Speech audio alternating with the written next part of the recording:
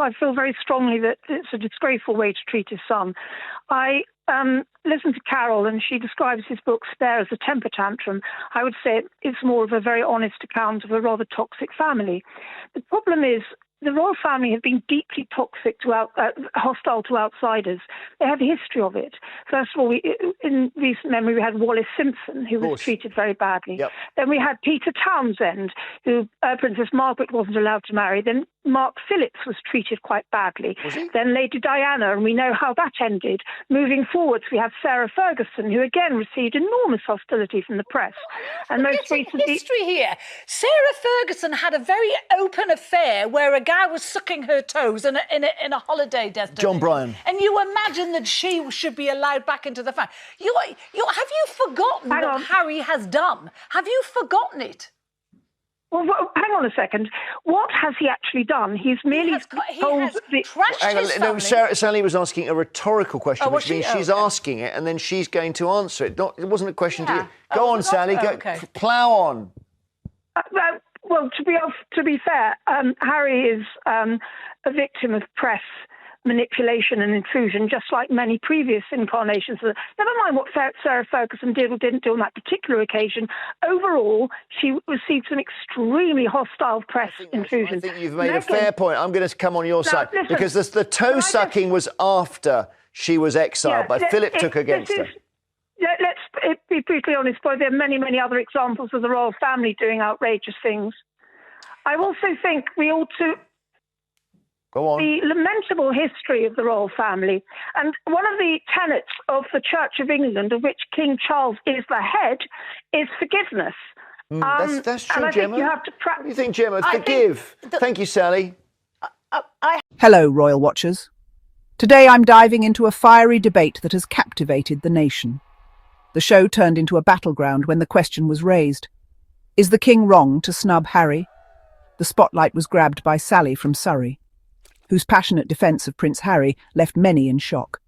Sally boldly called out King Charles, describing his treatment of Harry as disgraceful. For Sally, this was not just about a family squabble, but about a deep injustice within the royal institution. She felt that Harry had been unfairly isolated, and that the king's actions reflected a pattern of exclusion that has long plagued the monarchy. She countered the panellist, Carole Malone, who had labelled Harry's memoir as nothing more than a temper tantrum. Sally argued it was an honest account of a toxic family.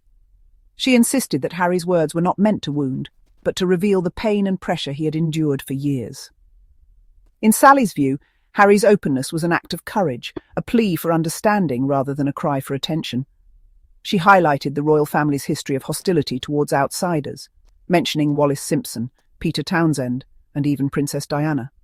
Sally reminded viewers of the challenges faced by Sarah Ferguson, who endured enormous hostility from the press. Sally's voice trembled with empathy as she recounted how these women, like Harry, were never truly accepted by the royal establishment and suffered for daring to be different. Carole Malone interrupted, referring to Ferguson's infamous toe-sucking scandal, questioning why she should be allowed back into the family fold. But Sally was not to be deterred. She believed that mistakes and scandals should not define a person's worth or their right to forgiveness. In her eyes, the royal family's refusal to welcome back those who have stumbled only deepens the wounds within the family. She fired back, questioning, "What has Harry done?"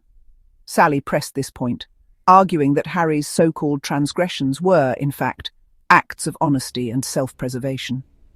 She felt that Harry had simply spoken his truth, and that the backlash he faced was proof of the royal family's unwillingness to confront its own flaws. But before she could elaborate, Carole tried to cut in again. Entered Jeremy Vine, the moderator, who stepped in to let Sally have her say. And so Sally ploughed on, arguing that Harry has faced immense pressure within the royal family, and that it's time for King Charles to extend an olive branch. Sally's voice was filled with hope as she urged the king to break the cycle of rejection and show true leadership by embracing his son. She believed that reconciliation would not only heal Harry, but also set a powerful example for the nation. Jeremy himself seemed to agree, suggesting that forgiveness should be on the cards. Sally nodded, her conviction unwavering, insisting that the royal family's strength should come from compassion, not coldness. This debate has certainly stirred emotions, with viewers split over Carole Malone's confrontational style. But it raises a crucial question. Is it time for the royal family to embrace healing and forgiveness? Sally, for one, believes the answer is yes, and she hopes the king is listening. As the dust settled on Sally and Carole's explosive exchange, Sally lingered in the quiet studio, her mind racing with the weight of Harry's snub and the heated words exchanged. For Sally, the issue was never just about royal protocol, it was about empathy and the pain that comes from feeling excluded by those closest to you. She remembered moments from her own life when misunderstandings led to distance, and how a simple gesture of compassion could have changed everything. In conversations with friends after the show, Sally expressed her belief that the monarchy, like any family, must find room for forgiveness if it hopes to endure. Watching the headlines unfold, Sally felt a growing conviction that King Charles faces a pivotal choice, not just for the crown, but for the future of his family. For Sally, Harry's story is a reminder that even the most public figures are vulnerable to private pain, and that true leadership is measured by the courage to heal old wounds. The question remains, will the king choose tradition or take the bold step toward reconciliation that Sally so passionately advocates? As the national debate continues, Sally takes a step back to reflect on her own journey through Harry's royal rift. For Sally, this moment isn't just about headlines or royal protocols. It's deeply personal, stirring memories and questions about loyalty, family, and change. She recalls advice from her grandmother, who always said that families, like nations, must adapt to survive. Sally finds herself wondering if the monarchy can truly evolve, or if it's destined to repeat old patterns. Sally's reflections lead her to consider her own values, what it means to stand by loved ones, and when to speak out for what's right. She realizes that for her, the heart of the matter isn't about tradition or spectacle, but about honesty and the courage to face uncomfortable truths. Growth comes from questioning, not just accepting, Sally muses, drawing strength from her own willingness to challenge the status quo.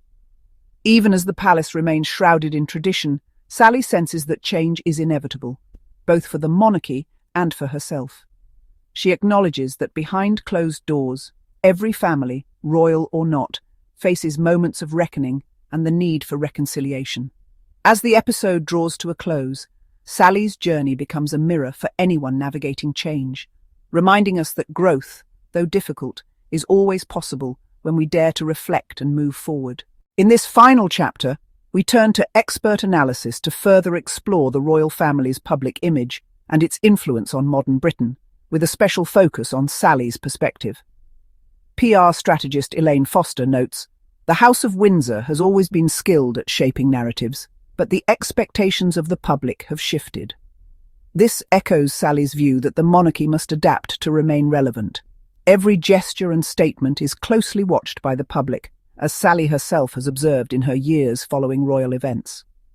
Political commentator Marcus Elwood adds, "The monarchy's brand is more than pageantry. It's tied to national identity, diplomacy, and even tourism." Sally often points out how these elements shape the way Britons see themselves. Yet, as Sally has experienced in conversations with younger generations, missteps can quickly erode public trust, especially among those who expect authenticity and openness. Recent polls reveal a generational divide. While many older Britons, like some in Sally's own family, remain loyal to royal tradition, younger citizens increasingly question its relevance. Experts agree with Sally that the royal family must walk a fine line between tradition and modern expectations to maintain their place in British society. As Britain evolves, so too must its institutions, a reality Sally continues to witness firsthand. As we bring this episode to a close, let's reflect on Sally's passionate stance throughout our debate. Sally argued that Harry's recent snub was more than just a headline. It was a symbol of deeper tensions within the royal family. She emphasized how these moments resonate with people from all walks of life, sparking strong emotions and debate. Sally's key points centered on the importance of tradition, but also the need for the monarchy to listen and adapt to public sentiment. She believes the royal family still holds a special place in Britain's heart, yet must evolve to remain relevant. For Sally, the personal impact of these events is clear.